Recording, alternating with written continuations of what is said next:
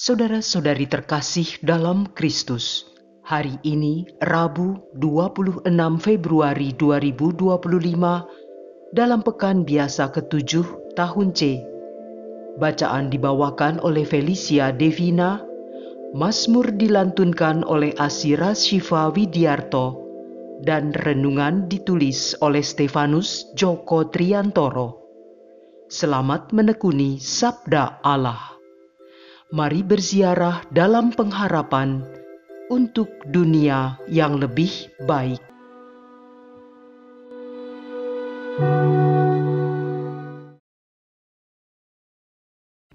Dalam nama Bapa dan Putra dan Roh Kudus. Amin. Allah Bapa yang Maha Kasih, Putramu Yesus Kristus telah menjadi sabdamu yang hidup. Sabda yang menjadi pedoman keselamatan dan hidup kami. Terima kasih Bapa atas segala rahmat yang sudah Kau curahkan kepada kami, sehingga kami dapat mendengar dan melaksanakan sabdamu pada hari ini. Berkati kami, sehingga sabdamu dapat menjadi jiwa bagi pikiran, perkataan, dan perbuatan kami. Demi Kristus Tuhan dan pengantara kami. Amin. Bacaan dari Kitab Putra Sirak, bab 4 ayat 11 sampai 19. Kebijaksanaan menjunjung tinggi para anaknya dan menaruh perhatian pada orang yang mencarinya. Barang siapa mencintai kebijaksanaan, mencintai kehidupan, dan barang siapa pagi-pagi menghadapinya akan penuh sukacita. Barang siapa berpaut pada kebijaksanaan, mewarisi kemuliaan, dan ia diberkati Tuhan setiap langkahnya. Barang siapa melayani kebijaksanaan, berbakti kepada Yang Kudus, dan barang siapa mencintai kebijaksanaan, dicintai oleh Tuhan. Barang siapa mendengarkan kebijaksanaan akan memutuskan yang adil, dan aman sentosalah kediaman orang yang mengindahkannya. Jika orang percaya pada kebijaksanaan, niscaya ia mewarisinya, dan keturunannya akan tetap memilikinya.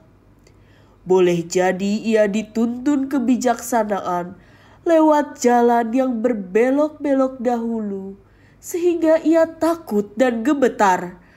Boleh jadi kebijaksanaan menyiksa dia sebagai siasat sampai dapat percaya padanya dan menguji dengan segala aturannya.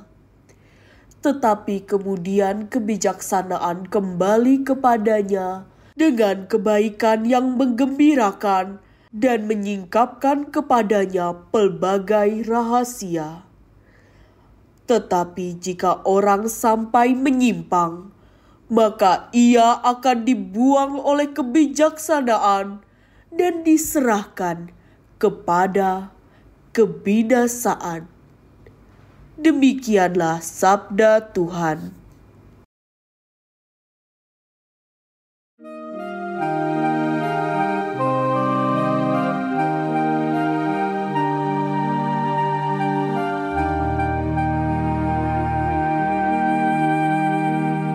Besarlah ketenteraman orang yang mencintai hukum-Mu ya Tuhan.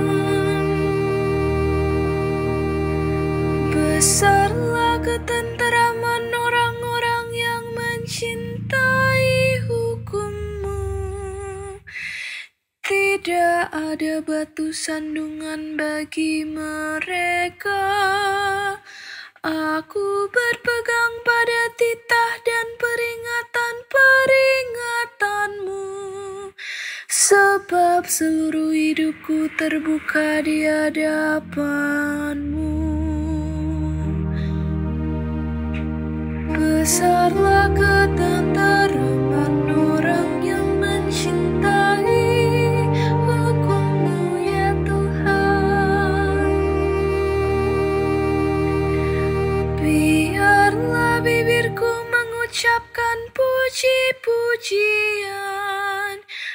sebab Engkau mengajarkan ketetapan-ketetapan-Mu kepadaku. Biarlah lidahku menyanyikan janji-Mu, sebab benarlah segala perintah-Mu. Besarlah ketenteraman orang yang mencintai hukum-Mu, ya Tuhan. Aku rindu akan keselamatan yang datang daripada-Mu, ya Tuhan, dan hukum-Mu menjadi kesukaanku. Biarlah jiwa hidup supaya memuji-muji Engkau, dan biarlah hukum-hukum-Mu menolong aku. Besarlah ketenteraman orang yang mencintai hukum-Mu, ya Tuhan.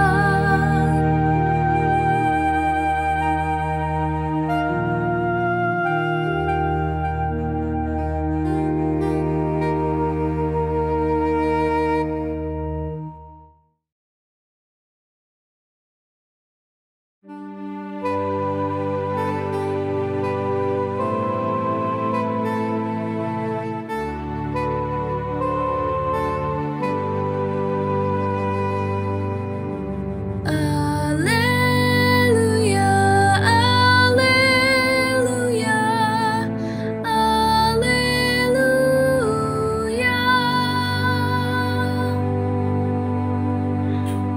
Akulah jalan kebenaran dan kehidupan, sabda Tuhan. Tiada orang sampai kepada Bapa tanpa melalui aku. Alleluia, alleluia, alleluia. Alleluia, alleluia, alleluia.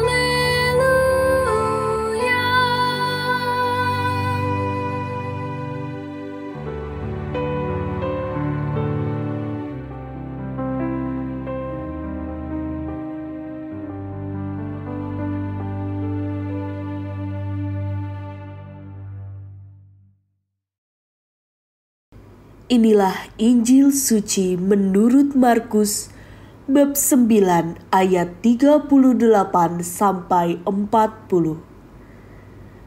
Pada suatu hari, Yohanes berkata kepada Yesus, "Guru, kami lihat seorang yang bukan pengikut kita mengusir setan demi nama-Mu. Lalu kami cegah orang itu karena ia bukan pengikut kita." Tetapi Yesus berkata, "Jangan kalian cegah dia, sebab tak seorang pun yang telah mengadakan mujizat demi nama-Ku dapat seketika itu juga mengumpat Aku. Barang siapa tidak melawan kita, ia memihak kita." Demikianlah sabda Tuhan.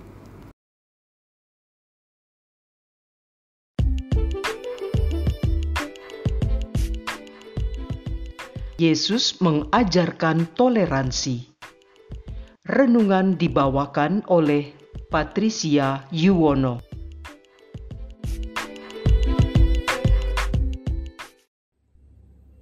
Bapak, Ibu, saudari-saudara, dan anak-anakku yang dikasihi Tuhan Yesus Kristus. Saya mau mengutip pengalaman seorang pastor di sebuah gereja di area Sunter. Pastor itu bercerita tentang karyawan-karyawannya yang non-Katolik yang bekerja di gerejanya. Pekerjaan mereka sehari-hari adalah membersihkan bagian dalam dan luar gereja, merapikan sakristi, mengatur sound system, membersihkan gua Maria, dan masih banyak pekerjaan lain yang mereka lakukan untuk melayani gereja Katolik tersebut. Ada momen-momen yang selalu beliau ingat dalam hubungan dengan mereka. Pada suatu kesempatan, ada seorang karyawannya meminta izin kepadanya untuk memperbaiki lampu yang mati di Gua Bunda Maria. Ia menyetujuinya dan memperhatikan sang karyawan itu bekerja. Dia, si karyawan, menyapa Bunda Maria dengan rasa hormatnya sebelum melakukan pekerjaannya. Ketika mereka membersihkan bagian dalam gereja, mereka juga begitu hormat ketika lewat di depan tabernakel. Ini adalah pemandangan yang menarik, karena banyak orang Katolik yang kurang memiliki rasa hormat kepada Tuhan Yesus ketika melewati tabernakel, tempat sakramen Maha Kudus disimpan. Dan ada satu lagi kegiatan rutin yang selalu dilakukan sampai sekarang, yaitu mereka selalu memulai kegiatan harian dengan doa pagi bersama di depan patung Bunda Maria. Semua karyawan Katolik dan Muslim berkumpul bersama. Doa pagi secara umum dipimpin pastor. Kemudian ada nasihat tertentu untuk semua karyawan. Semua ini adalah pengalaman-pengalaman positif bersama beberapa saudara yang bukan Katolik, tetapi selalu bersama bekerja dalam kerukunan. Cerita ini coba saya angkat untuk mengatakan bahwa banyak orang yang tidak seiman dengan kita juga memiliki rasa hormat yang besar kepada Bunda Maria dan Tuhan Yesus. Mereka tidak mengungkapkannya secara terbuka, tetapi melakukannya dengan hormat dan penuh kasih ketika mereka membersihkan atau mendekorasi gereja dan bagian dari tempat ibadah lainnya. Ada juga yang mengungkapkan dengan kata-kata Bunda Maria atau Tuhan Yesus. Mungkin rasanya berbeda dengan kita yang dibaptis berkenaan dengan ungkapan rasa hormat tersebut. Yang pasti, boleh dikatakan mereka memberi teladan yang baik kepada banyak umat Katolik yang sedang kehilangan rasa hormatnya kepada para kudus, bahkan Yesus dalam sakramen Maha Kudus. Hari ini, Yesus menunjukkan sikap sangat positif, yaitu sikap toleran kepada sesama yang tidak segolongan. Injil Markus mengisahkan bahwa pada suatu kesempatan, Yohanes melihat seorang yang bukan murid Yesus mengusir setan dalam nama Yesus. Lalu ia dan teman-temannya mencegahnya, karena ia bukan pengikut Yesus Kristus. Mungkin saja Yohanes berpikir akan mendapat pujian dari Yesus. Tetapi ternyata Yesus justru membuka wawasan Yohanes dan teman-temannya untuk lebih terbuka lagi kepada sesama yang berbeda pandangan dan keyakinan dengan mereka. Yesus berkata kepada Yohanes supaya jangan mencegah mereka karena orang itu tidak mengumpat Yesus. Orang yang tidak melawan Yesus, maka artinya ia juga berada di pihak Yesus bersama para rasulnya. Situasi yang terjadi saat itu adalah banyak orang memiliki kebiasaan mengusir setan dan roh-roh jahat. Ada di antara mereka mengusir setan dalam nama Yesus. Dalam kisah para rasul juga terjadi demikian. Ada beberapa tukang mantra yang menggunakan nama Tuhan Yesus untuk mengusir setan. Praktek mengusir setan dalam nama Yesus di kemudian hari menjadi hal biasa di dalam gereja. Yesus menunjukkan sikap toleransinya terhadap orang-orang yang menggunakan namanya untuk mengusir roh-roh jahat. Yesus berdoa demikian karena namanya Yehosua, berarti Allah yang menyelamatkan, Allah yang menyelamatkan semua orang. Sikap Yesus seperti ini patut kita ikuti. Sikapnya yang toleran terhadap sesama karena memang namanya memiliki daya menyelamatkan. Sikap Yesus ini juga membuka kemampuan berpikir kita untuk menerima semua orang sebagai saudara. Kita tidak harus menjadi orang yang sombong karena memiliki Yesus. Injil dan cara hidupnya banyak diikuti orang yang tidak seiman dengan kita, meskipun mereka mungkin tidak mengenal lebih dalam untuk mengimaninya. Dengan demikian, orang-orang itu sebenarnya mempunyai kerinduan dalam kadar tertentu akan Yesus Kristus. Kita boleh bangga memiliki Yesus. Namanya menyelamatkan semua orang. Janganlah memandang sesama yang bukan Katolik sebagai orang lain. Mereka ternyata menjadi saudara yang diberikan Tuhan kepada kita untuk dikasihi. Injil Sirak hari ini juga mengajak kita agar mampu mencintai kebijaksanaan. Melalui apa?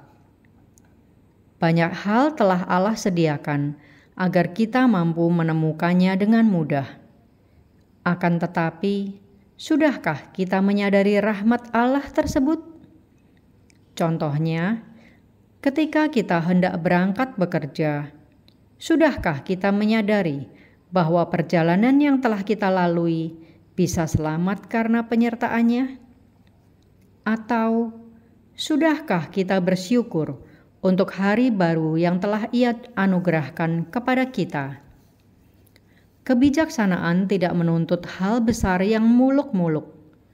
Cukup dengan hening sejenak dan mensyukuri rahmat Allah pada hari ini, maka kita akan mampu menikmati sukacita karena kesederhanaan kita dalam bertindak. Dan itulah yang Allah inginkan. Syukuri hal-hal yang telah kita terima, mulai dari hal yang kecil. Kita akan tahu rasa syukur muncul dari proses kesabaran dan tanggung jawab. Dan dari situlah kebijaksanaan kecil kita akan bertumbuh serta mendewasakan kita. Marilah kita berdoa. Allah Bapa yang Maha Baik, Engkau telah meneguhkan kami melalui kebijaksanaan-Mu yang tak terselami. Kami mohon, ajarilah kami untuk senantiasa mampu menemukan dan menghayati kebijaksanaan-Mu dalam kehidupan kami, agar kami semakin yakin dengan setiap tindakan kebaikan yang kami lakukan, dan tentunya semakin menyadari bahwa kami hidup dan tinggal bersama dengan saudara-saudara kami untuk saling mengasihi. Biarlah semua terjadi dengan pengantaran Yesus Kristus Putra-Mu, Tuhan kami, yang bersama dengan Dikau dalam persatuan Roh Kudus, hidup dan berkuasa, Allah sepanjang segala masa. Amin. Dalam nama Bapa dan Putra dan Roh Kudus. Amin.